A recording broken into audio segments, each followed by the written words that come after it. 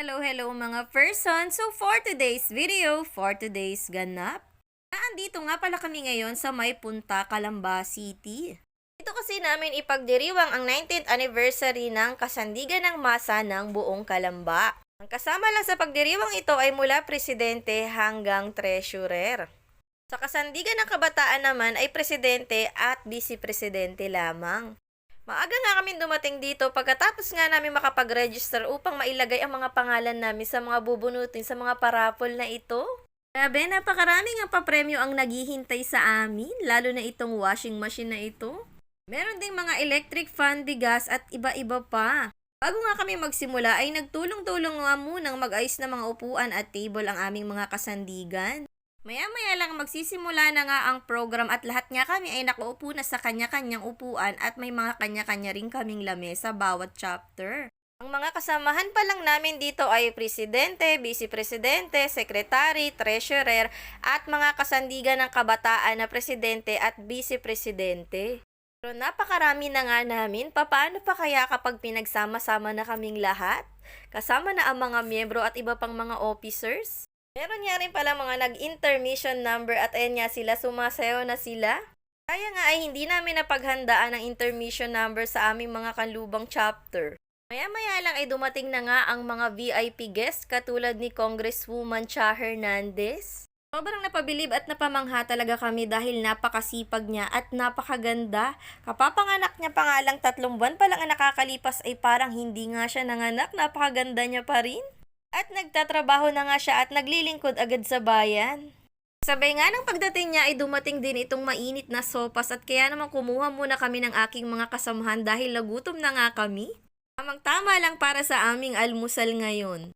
Maya lang ay nagsalita na nga si Congresswoman Cha Hernandez. Sobrang natutuwa at nagagalak nga siya sa mga activities na ginagawa ng kasandigan ng masa. Lalong-lalo na ang pagbabloodletting activities dahil marami nga nating kababayan ang natutulungan at naisasalba sa kanilang mga karamdaman. Maya-maya lang ay nagsalita na rin si Sir Sanji, ang pinaka-founder ng kasandigan ng masa. Mga kasandigan ng masa ay naririto ay bilang volunteers ng ating bayan, handang tumulong ng walang kapalit para sa ating bayan. Maya-maya lang ay dumating na nga rin ang isa pang VIP guest. Walang iba kung hindi ang sweetheart ng ating Governor Ramil Hernandez, si Governor Ruth Hernandez na napakaganda naman din at sobrang bait. Sa bawat pagdating nga pala ng mga VIP guests ay nagdadatingan din ang mga dagdag papremyo sa aming mga paraffles. Talaga namang ang daming dumadagsang papremyo sa amin kaya sigurado talagang lahat kami ay makakakuha ng papremyo. Maya lang ay nagsalita na rin si Gov. Ruth Hernandez. Nagsimula nga pala ang pagbubunot ng parapol sa mga kasandigan ng kabataan at doon nga kasali ang Ate Angel nyo. Siya nga kasi ang presidente ng Kanlubang chapter ng kasindigan ng kabataan. From Kanlubang! Electric fan! Angel!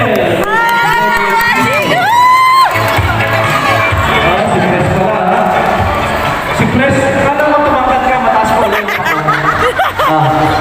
Sobrang kabado nga kami dahil doon sa mga consolation prizes ay hindi pa nga rin siya natatawag. Akala nga namin ay hindi na nalapalagay ang kanyang pangalan doon sa may raffle. Ayun naman pala ay kasali siya at dito pa siya sa may grand prize at ang kanyang napanalunan niya ay electric fan. Napakaswerte naman niya, nakakuha pa ng electric fan. Nakauna nga palang natawag ay ang kanyang vice president na si Mika at ang premyo niya nga ay grocery. Maya lang ay nabunot na rin kami ni Secretary Tina.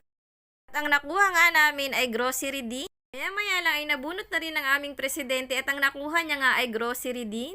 Kami ngang lahat ay kabado na dito sa aming table dahil nag-iisa na lamang ang hindi pa natatawag sa amin.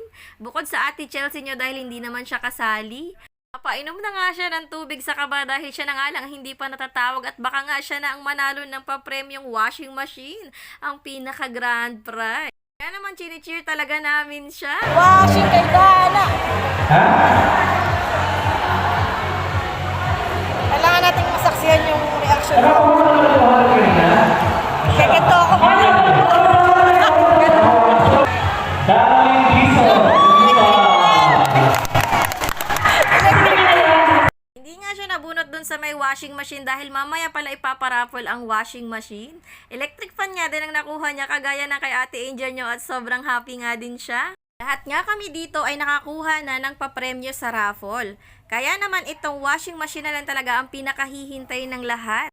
Tatlong washing machine nga pala ang ipinaraffle sa araw na ito. Yung isang washing machine ay para sa kasandigan ng kabataan at may nakakuha na nga noon. Ngayon naman itong dalawang natitira pa nga ang pagkakaguluhan namin. Sobrang nakakaba talaga at lahat nga kami dito ay may opportunity ng manalo ng dalawang washing machine. Dahil lahat nga ng pangalan namin ay ibinalik na doon sa paraffle upang lahat kami ay magka-chance kang manalo nitong washing machine. Pero bago nga sila bumunot ng mananalo ng washing machine ay namigay muna sila ng mga mananalo ng 500 pesos at tig 1,000 pesos. Sobrang dami talagang papremyo sa araw na ito. Talaga namang nakaka-excite at nakakakaba kung sino makakakuha sa amin. Pero bago ang lahat, pinakanta-kanta na nga muna kami para ma-warm up din kami. Para mas maswerte nga ang aming chapter ay sinamahan na nga namin ng sayaw ang aming kanta.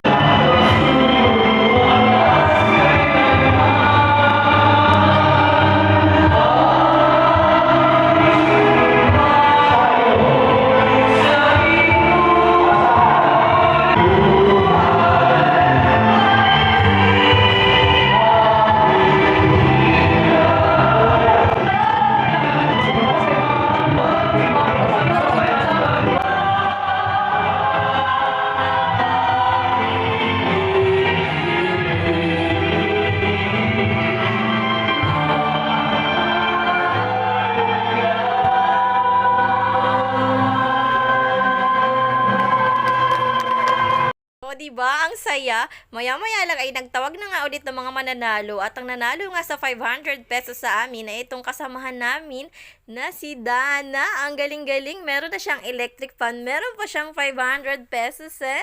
Tawag na rin ang mga nanalo sa 1,000 pesos pero wala nga nakuha sa amin noon. Ayun naman pala ang mananalo sa pinaka-grand prize na washing machine ay ang katabi ko na si Tina, ang aming secretary. Napakagaling. Tahimik lang sa Gedli pero siya pala ang makakakuha ng grand prize. Sobrang saya talaga at hindi namin ine-expect na sa aming kanlubang chapter pa pala makakakuha ng mga ganitong papremyo. Hakot award kami, 2 electric fan at 1 washing machine ang nakuha namin pabonggang papremyo at meron pang 500 pesos. At hindi lang yan, meron pa kaming grocery item. So nga ng Daddy Gerson nyo yung washing machine, bakit hindi pa daw ako nakakuha? Bakit yung katabi ko pa? Kaya naman inaawitan niya na bibili niya na nga lang daw itong washing machine sa halagang 1,000. Pero ayaw pumayag nitong aming kasama na si Tina, hindi daw po pwede dahil napanalunan niya itong washing machine, kanya daw yun. Heto namang Ate Angel nyo ay bitbit na nga ang napanalunan niyang electric pan at hanggang ngayon nga ay pinag-iisipan namin kung paano nga maiuwi nila ang mga panalo nila.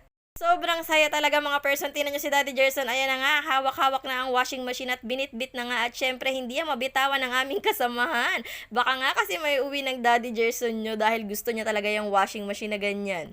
Sobrang saya talaga. Maraming salamat po sa inyo, Sir Sanji, at sa mga nag-sponsors ng aming pa-19th anniversary ng Kasandigan ng Masa. Pagka-uwi nga namin, ayan na nga, inassemble lang agad ng Daddy Gerson nyo ang electric pa ng Ate Angel nyo at bonggang-bongga nga nagustuhan ng Ate Angel nyo dahil aesthetic team pa nga daw. Saktong-sakto talaga at kulang kami ng 1 electric fan dito sa bahay. Thank you Lord sa blessings na ito at maraming salamat at nakakuha din ng aking mga kasamahan. Sobrang saya namin at kaming lahat ng mga kasandigan ng Masa. Thank you for watching. Babu!